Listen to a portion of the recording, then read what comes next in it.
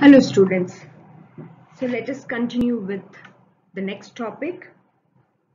So in this session we will be discussing different types of power electronic circuits.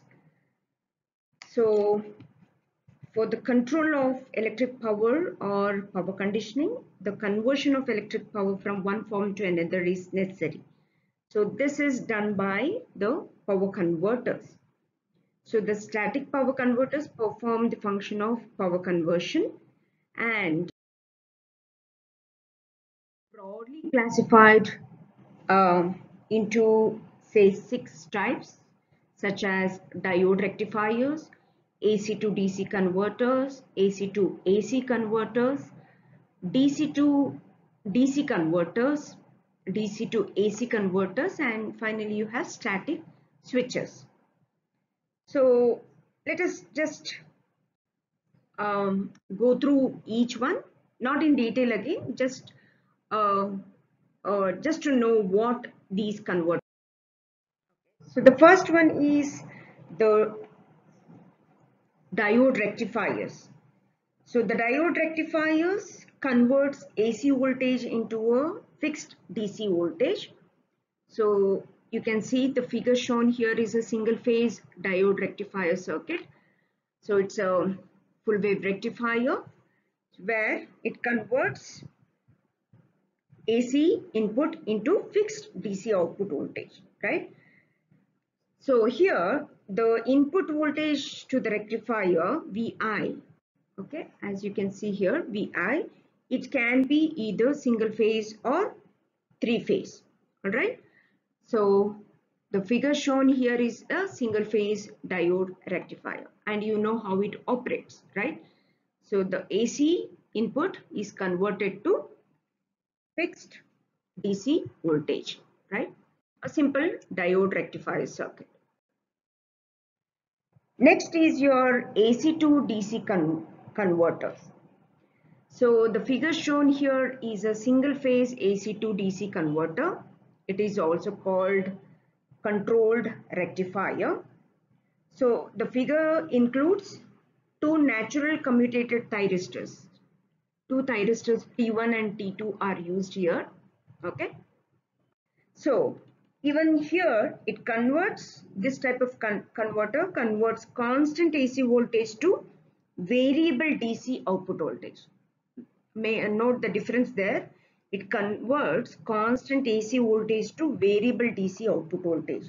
What does it mean? That means the average value V0 here in the output. Observe the output here.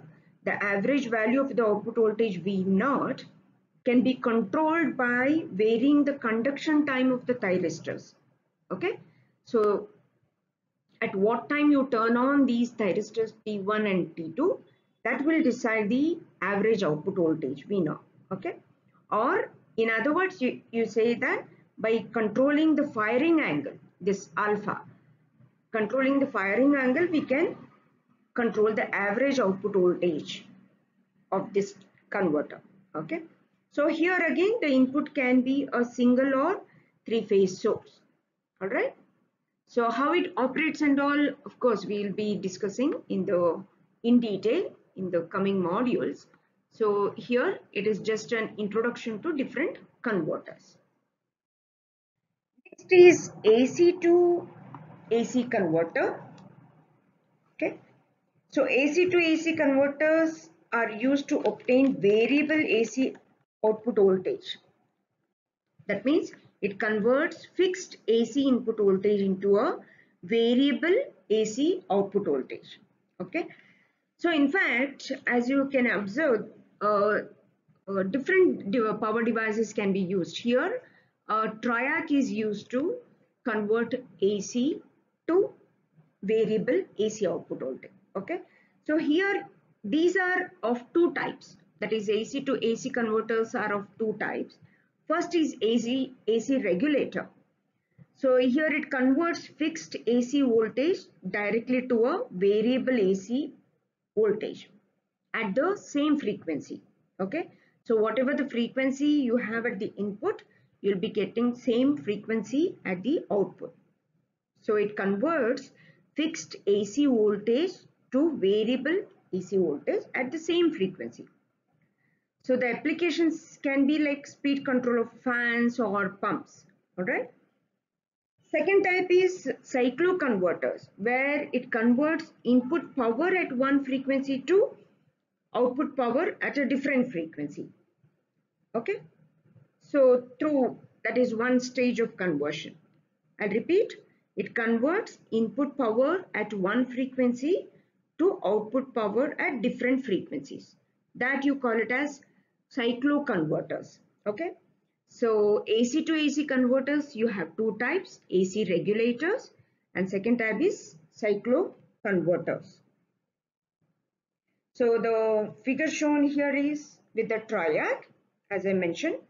So the output voltage is controlled by varying the conduction time of the triad, or again the firing angle of the triad, or the delay angle alpha. All right. Next is DC to DC converters, also called DC choppers. So here it converts fixed DC input voltage into a controllable DC output voltage. Okay. So applications you can imagine subway cars, trolley trucks, or DC drives, right? So what happens here? The average output voltage V naught, observe the waveform here, output waveform. The average output voltage V naught is controlled by varying the conduction time T of the transistor. So for what duration you keep this transistor on, that will decide the variable output voltage. All right. Say for example, if capital T, if capital T is the chopping period, then T1, this T1, for what duration this transistor is on, it is given by delta into capital T, where delta is your duty cycle of the chopper. All right. So based on the conduction time of the transistor, you can control the average output voltage. So that's the meaning. DC to DC converter. So wherein you are converting fixed DC input voltage into a controllable DC output voltage. Okay, that's about DC to DC converter, also called DC chopper. Then you have DC to AC converter, so also known as inverter. So here a single phase transistor inverter is shown in the figure, single phase transistor inverter. So if transistor M1 and M2 conduct, say for one half of a period, and M3 and M4 conduct for other half, the output voltage is of the alternating form.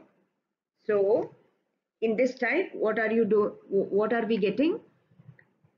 It converts fixed DC voltage to a variable AC voltage. All right. So DC to AC converter, obviously as the name indicates, fixed DC voltage is converted to variable AC voltage. So output may be a variable voltage or frequency. So the applications you can imagine again of speed control of induction motor, or UPS, or HVDC transmission, etc. All right. So this again alternating voltage, it is got by uh, making particular transistors on, that is making transistor 1, M1 and M2 conducting first half, and M3 and M4 conducting in the other half. That will give you the alternating output voltage. Okay. So again, how it happens and all we'll be discussing in detail in coming classes. Okay. Finally, you have this static switches. Static switches, mainly the power devices can be operated as static switches or contactors. So the supply of these switches can be either AC or DC. So based on that, these static switches can be like a AC static switch or DC switch. All right. So again, it poses many advantages or applications over mechanical and electromechanical circuit breakers. Okay, so that is about static switches.